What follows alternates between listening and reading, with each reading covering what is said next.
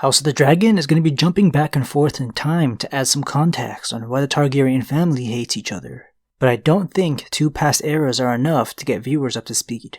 George Martin has written a crazy amount of lore surrounding a major event called the Dance of the Dragons, so much so that I have to make a video so the timeline is more digestible. Last we left off in the books, the Game of Thrones story is taking place in 300 AC. The Dance of the Dragons kicks off in 129 AC. So we're going back 107 years in the past. But we also see a younger version of the main characters in House of the Dragon. So there will be at least 2 time periods that the prequel will be covering. See, this is 32-year-old Rhaenyra Targaryen, and this is 7-year-old Rhaenyra. So expect 25-year flashbacks within the prequel. But there's so much story needed to be told before Rhaenyra was even born, and up until she decides to fight for her father's throne. If you're going into House of the Dragon blind, I'll do my best to avoid big spoilers. I'm going to start this timeline off in 100 AC. Some of you more hardcore book fans might be looking at me weird right now for this choice, because it wasn't a very lively year, but one major event that is very important did occur: the death of the good queen Alisain Targaryen, Rhaenyra's great-grandmother. She helped her brother/husband, the old King Jaehaerys, rule for over 50 years. He's considered the best ever king of the 7 kingdoms, and she's a vital part of that reign. I'm starting with her death because that's when Alisain Hightower enters the picture. She'll be a rival or antagonist to Rhaenyra Targaryen in a few years, but for now, she's just an innocent child accompanying her father to serve at court. A new hand of the king was needed since the son and heir to the old King Jaehaerys died soon after his mother Alisain. Alisain's father, Otto Hightower, took care of the realm while his daughter nursed the king during his time of mourning and failing health. In 101 AC, the First Great Council was held. The number of Targaryens within the house was growing, and the line of succession was getting a little messy.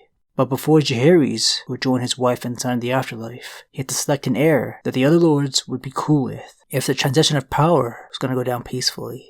The main 2 claims to the throne were 2 of Jaehaerys' grandchildren.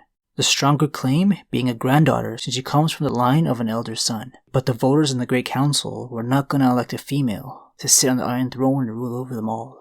So the grandson Viserys was chosen, Rhaenyra's father. An important precedent was set here. It was a common custom to pass on the female line, even if she was born first, but now it's just official. 102 AC was a quiet year, with the old king's health continuing to decline, and Alisain continuing to care for him. The king's grip on reality was fading with his age too. He would confuse Alisain with his own daughter who he hadn't seen in ages. Then in 103 AC, Jaehaerys finally died while Alisain was reading to him, but the peace he built resumed. Viserys was now king, the first to sit on the Iron Throne without a dragon, because his bonded beast died a few years back after a long and violent life. Viserys barely got the chance to ride on his dragon Balerion, who once belonged to Aegon the Conqueror. It was the largest known dragon, but it no longer had much strength in him. Viserys named his younger brother Daemon as his master of coin. Daemon only held this position for a very short period of time before changing roles as the Master of Laws for an even shorter period of time. Seats on the small council bored him, plus Otto Hightower, still hand of the king, wanted him gone, far away from any real responsibility. Both of these men were power hungry, but while Otto was competent, Daemon was just dangerous. So instead of a seat on the small council, Prince Daemon took over as the commander of King's Landing City Watch, essentially a police chief. Daemon was calling himself the Prince of the City, carrying himself as if he were the heir to the Iron Throne, which he technically was at this time, since his brother Viserys only had a young daughter with his wife, Queen Aemma Arryn. The 2, King and Queen, had a lot of trouble with childbirth, so their kid Rhaenyra was all they had, though they never stopped trying for a son. In 104 AC, the City Watch earned the nickname of the Gold Cloaks thanks to Daemon. He gave each man a golden-colored cloak and new weapons to patrol the streets. His men loved him and he commanded well. A tourney was held in a prominent town in the Riverlands called Maidenpool to celebrate Viserys' coronation. During this tourney, a young knight named Sir Criston Cole made a name for himself by beating Prince Daemon and all the other contenders in a melee, then went on to beat Daemon again in the tilts before being unhorsed himself by the champion. 7-year-old Rhaenyra was in attendance and enamored by Criston when he asked for her favor in the jousts. Rhaenyra was quickly becoming a favorite of all the people herself, with many calling her the realm's delight. She had the courage to tame a dragon of her own at the age of 7, exceptionally early to attempt a flight. One of the youngest Targaryens to do it, if not the youngest. She would be the first to ride the dragon Caraxes, a name Rhaenyra gave it. In 105 AC, it was announced that Queen Emma was once again pregnant, but she would die during the child's birth, and the baby boy died the next day. Prince Daemon drunkenly joked that he was the heir for a day, a joke that reached Viserys' ears. For the first time ever, the pushover that Viserys was punished his younger brother in his rage after getting that report. The punishment being Rhaenyra being declared his heir instead of Daemon. Daemon in return left his position as commander of the City Watch after only a year and flew atop his dragon with his mistress to Dragonstone. Every lord was made to swear to honor Rhaenyra's right to the throne, but Daemon is not in attendance, straining the relationship between the brothers. Things become worse when King Viserys orders Daemon to return the dragon egg he gifted his pregnant mistress and return to his wife in the Vale, the wife he had no interest in being with. In 106 AC, Viserys would remarry. His new queen, the daughter of his hand, Otto Hightower. Alisain Hightower had been at court since she was a girl nursing the old king, and now she was a queen. Eventually, after spending the year with his wife in the Vale, Daemon lost his patience and left her once again without the king's leave. This time to start a war campaign on some contested land between Westeros and Essos called the Stepstones. Daemon would fight on his dragon in Caraxes, with the support of the experienced sea captain and lord Corlys Velaryon, the Targaryens' close ally. Actions like this is how Daemon earned the nickname of the Rogue Prince. By 107 AC, the king and his new wife had a child, this time a son, but King Viserys was adamant on his daughter still being the heir. In 109 AC, another child for Viserys and Alisain, a daughter they would name Helaena. The Hand, Otto Hightower, tried to persuade the king to now declare his son the true heir, wanting to see his own grandson sit on the Iron Throne one day and elevate his family. While Otto persisted one too many times, because also in 109 AC, he was stripped of his title as Hand, and he went home back to the Reach. Otto's status was heading downward, while the Rogue Prince finally completed his conquest, and crowned as the King of the Stepstones. In 110 AC, another son for Viserys and Alisain, Aemond Targaryen.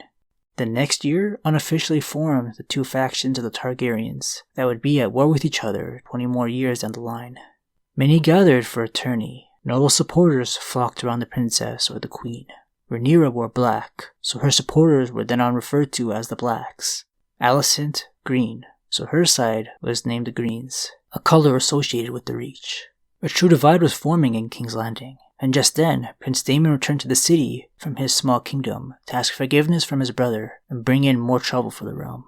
He grew tired of the Stepstones and offered his crown to Viserys as a sign of fealty. His brother, who could not deny neither Daemon or Rhaenyra, welcomed him back. But after another unknown fight, Daemon was exiled again after 6 months, so he returned to his bleak kingdom. I hope this isn't too overwhelming to fit in a short video. Even I sometimes forget how detailed these years were thanks to the lore book Fire and Blood.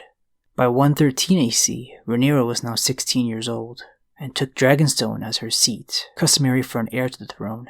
Many powerful men hoped to win her hand in marriage, but her father ordered her to marry her relative Laenor Velaryon, something she didn't agree with since he was known to prefer the company of men. But Laenor was Lord Corlys Velaryon's son, and he was the richest man in the realm at the time, who had a powerful fleet. The newlyweds didn't spend much time together, however, but miraculously, the very next year, their firstborn son, Jacaerys Velaryon, was born. Then another boy, the following year, named Lucerys. This year, 115 AC, saw the Rogue Prince doing what he does best, cause trouble. Ever since Rhaenyra was named heir, Daemon eyed Rhaenyra as a possible mate, but his wife stood in the way of that. Well, in 115 AC, while he was fighting back invaders and the Stepstones, his wife fell off her horse in the Vale and died. The first thing he did was leave his shitty islands to try and claim her castle, but the lords of the Vale quickly rejected him. If he couldn't have Rhaenyra, he went after the next best thing, now that he was single. Corlys Velaryon's daughter, Laena, who was Laenor's older sister. She had a betrothed that was a former rich kid from Braavos that spent all his gold, so the marriage kept getting delayed. Daemon antagonized him long enough for the dummy to challenge the very dangerous prince to a duel, a seasoned fighter who had a Valyrian steel sword. Obviously Daemon won, and he and Laena were free to marry ASAP. The next year, their twin girls, Rhaena and Baela, came into the world. In 117, Rhaenyra's last child she would have with Laenor would be born, another son named Joffrey Velaryon. Daemon also returned to court and was forgiven once again. 120 AC was a big year, referred to as the Year of the Red Spring. Both of Corlys' children, Laena and Laenor, died. Laena due to childbirth complications, and Laenor killed at a fair by his suspected lover. Throughout their marriage, rumors were spreading that none of Rhaenyra's sons were actually fathered by Laenor because of his sexuality. None of the three boys had the Targaryen or Valyrian iconic look. You know, the silver gold hair, purple eyes, and almost inhuman beauty. Instead, they're described as plain with brown hair and brown eyes. It was clear the father was Rhaenyra's sworn sword, the son of the Lord of Harrenhal. The rumored lover was forced to return home by Viserys, in hopes to bring an end to the rumors. While in Harrenhal, a mysterious fire took his life. The hand that replaced Otto Hightower also died in this fire. So Otto was asked by the forgiving Viserys to return to court and take up his old position.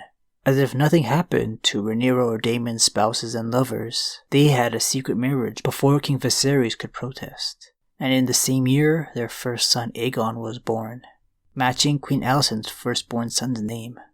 Alisain's second-born son, Aemond, had yet to claim a dragon by this point in the story, understandable since he was only 10. To prove his courage, he attempted to tame by far the largest living dragon, Vhagar, ridden by Aegon the Conqueror's sister during their conquest. He had to do this in secret, knowing his parents wouldn't approve of this dangerous risk, but he succeeded at a high cost. I probably shouldn't go into the details here, since it has to be adapted in House of the Dragon, a moment that'll divide the greens and blacks even further.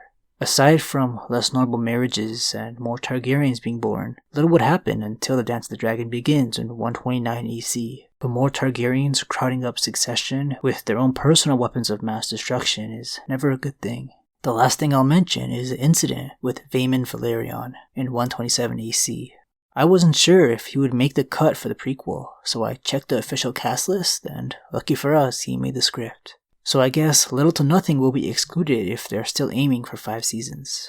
Vaemond is one of Corlys Valerion's nephews, and he tried to make a claim for House Valerion's seat when Corlys finally does die. His reasoning being, Corlys' grandsons are already in line for the Iron Throne, and they might not even be true Valerions if the rumors about Rhaenyra are true. A very touchy subject for King Viserys.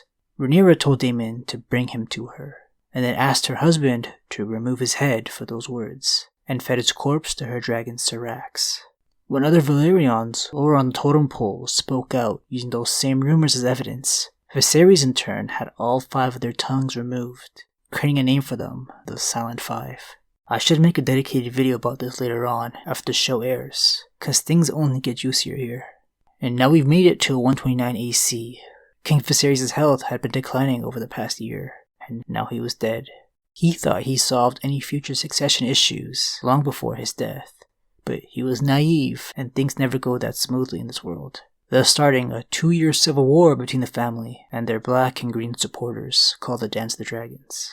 I can't even do the source material justice with this quick simplified timeline, but I think it should give you some much needed context, cause there will be a lot of time jumps unlike Game of Thrones, where the showrunners had a bias towards flashbacks for years until like season 5.